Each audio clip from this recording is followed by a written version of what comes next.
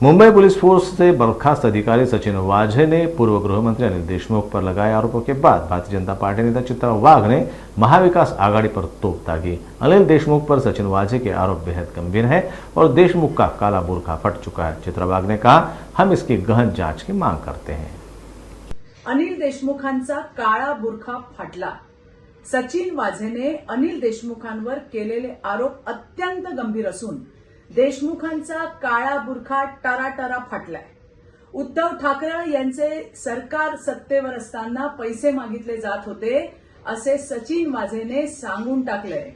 याचे पुरावे गृह खात्याकडे त्याने दिल्याचं तथा तशा आशयाचं पत्र सुद्धा त्यांनी राज्याचे गृहमंत्री सन्माननीय देवेंद्रजी फडणवीस यांना दिल्याचं सुद्धा सांगितलंय।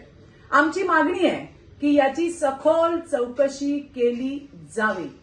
निलंबित असताना अनिल देशमुख यांनी पुन्हा नोकरीवर घेण्यासाठी आणि ते पैसे पवारांना देण्यासाठी 2 कोटी रुपये मागितले होते हे जनता विसरलेली नाही।